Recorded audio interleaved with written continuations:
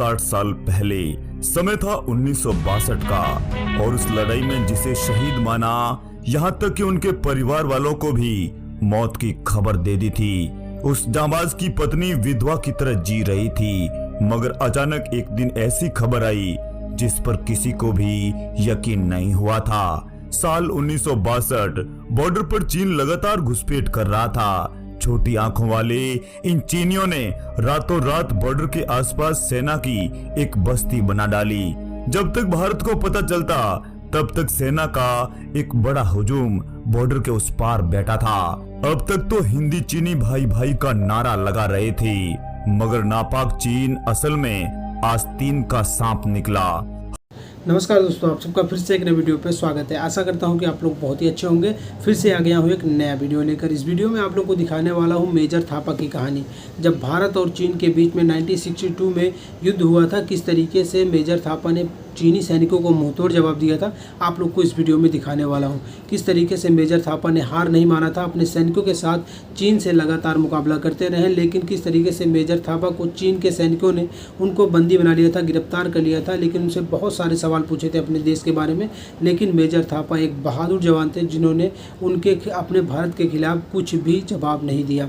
किस तरीके से उनको चीनी सैनिक बहुत ज़्यादा उनको प्रेशर देते थे, बहुत ज़्यादा उनको तकलीफ देते थे, फिर भी मेजर थापा ने एक भी जवाब नहीं दिया था। और किस तरीके से चीन के सैनिकों ने उनको ले जाकर चीन में बंदी बना लिया था और हमारे भारत सरकार को ये लगा था कि वो शहीद हो गए हैं। लेकिन कुछ दिनों के बाद जब चीन और भारत में समझौता होती है, तब जाके उनको रिहा कर दिया जाता है उधर से। आइए इस वीडियो में देखते हैं मेजर थापा की कहानी। 1962 में जब भारत और चीन के बीच में युद्ध हुआ था, किस तरीके से मेजर थापा ने चीन को जवाब दिया था। तो आप लोग वीडियो में लास्ट तक बने रहिएगा और अगर चैनल पर नया हो तो चैनल को प्लीज़ सब्सक्राइब कर देना।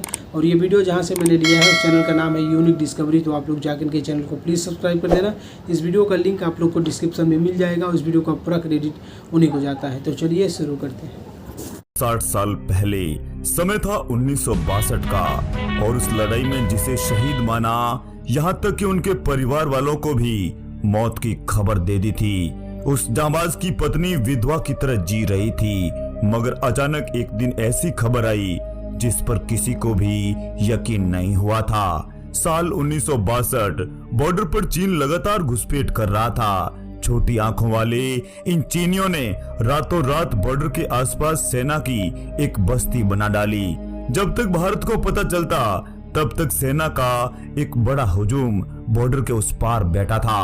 अब तक तो हिंदी चीनी भाई भाई का नारा लगा रहे थे, मगर नापाक चीन असल में आस्तीन का सांप निकला। हर मोर्चे पर चीनी पोस्ट नजर आने लगी। छोटे कद वाले इन चीनियों की तादाद हजारों में थी। दूसरी तरफ मौसम भी भारत के अनुकूल नहीं था। कड़कड़ाती ठंड और पारा माइनस में चल रहा था। भारतीय आर्मी साधारण ड्रेस में ही चीनियों से लड़ने के लिए मजबूर थी, जबकि नापाक चीन तो करीब 2 साल से ही इसकी तैयारी करके बैठा था। आनन फानन में ही आर्मी ऑफिसरों ने बॉर्डर एरिया में निर्माण शुरू करवाया। ये एरिया लद्दाख से एकदम सटा हुआ था और यहीं पर मौजूद थी लाइन ऑफ एक्चुअल कंट्रोल यानी LAC। नेवली की तरह दिखने वाली ये चीनी हजारों की संख्या में बॉर्डर के पास आकर जम गए थे। यह एक तरह से दुर्गम इलाका था। धरातल से करीब 14,000 फीट ऊंचाई पर मौजूद यह बॉर्डर बर्फ से जमा हुआ था। यहीं पर भारत की एक पलटन चीनियों को जवाब देने के लिए निकल पड़ी थी। इस पलटन की कमान सौंपी थी मेजर धन सिंह थापा को। सेना को जो निर्देश मिले थे उसके तहत उसे तिब्बत से लद्दाख की तरफ आते हर रास्ते को सुरक्षित करना था। अब चीन से लड़ना तय था, फिर भारतीय आर्मी भी पीछे क्यों रहती। सेना की तरफ से विवादित हिस्सों में चीन की बढ़ती दखल अंदाजी के जवाब में कई छोटी छोटी पोस्टें बनाई गई। भारत ने 1962 में जंग से पहले सिरिजेप फर्स्ट और सिरिजेप 2 के तौर पर 3 अहम पोस्ट बना ली थी। अक्टूबर के दूसरे हफ्ते में जंग शुरू होने के कुछ ही दिन पहले 8 गोरखा राइफल्स को सिरिजेप कॉम्प्लेक्स की 3 पोस्ट पर तैनात भी कर दिया था।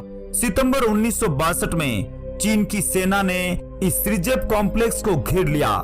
इसी पोस्ट पर तैनात मेजर धन सिंह थापा को जब ये खबर मिलती है तो वे अंदर ही अंदर आग बबूला हो जाते हैं। फिर भी देश के खातिर अपने आप को मजबूत करके उन्होंने एक गजब का निर्णय लिया था।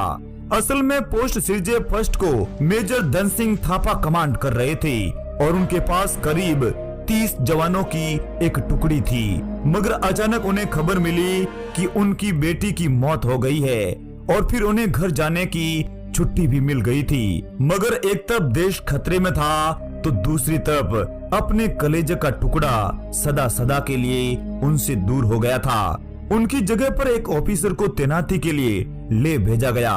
कहते हैं कि मेजर थापा ने छुट्टी मिलने के बाद भी अपनी कंपनी को अकेले न छोड़ने का मन बना लिया था। इस समय तक चीन के साथ बॉर्डर पर बेहद खराब हालात हो गए थे। ऐसे में मेजर थापा अपने साथी सिपाहियों को अकेला छोड़कर वे घर नहीं जाना चाहते थे, आने से बच गया था। मेजर थापा के साथी लगातार वीर गति को प्राप्त हो रहे थे। उनके बहादुर जांबाज अंत तक अपनी खुखरी से चीनी सेना का मुकाबला करते रहे। मेजर साहब कभी इधर तो कभी उधर अपने साथियों का हौसला बढ़ाते रहे। इस दौरान उन्हें भी काफी चोटें आई थी, मगर फिर भी मेजर साहब ने हार नहीं मानी थी। साथी सैनिक लगातार शहीद हो रहे थे, मगर मातृभूमि के खातिर उन्होंने अपना खून देश के नाम कर दिया था। मेजर ने अपना अगला कदम आगे बढ़ाकर 2 चीनियों को पकड़कर उनका सिर फोड़ दिया था, मगर तब तक चीन की दूसरी टुकड़ी ने आकर मोर्चा संभाल लिया। चीन की सेना ने उनके चेहरे पर राइफल की बट से हमला किया। इसकी वजह से उनके 2 दांत भी टूट गए थे। मेजर थापा ने चीनी सैनिक को ढेर कर दिया था। वे भागने को मजबूर थे, लेकिन उनकी दूसरी पलटन आने से मेजर साहब चारों ओर से घिर गए और फिर चीन की सेना ने उन्हें युद्धबंदी बनाकर अपनी पोस्ट की ओर ले गए। चीनी सैनिकों ने उन्हें लाखों जख्म दिए, मगर उन्होंने हर बार वंदे मातरम कहकर जवाब दिया था। मगर देश की कोई खबर देने के लिए वे कभी राजी नहीं हुए थे। टॉर्चर की हर सीमा को उन्होंने पार कर लिया था, मगर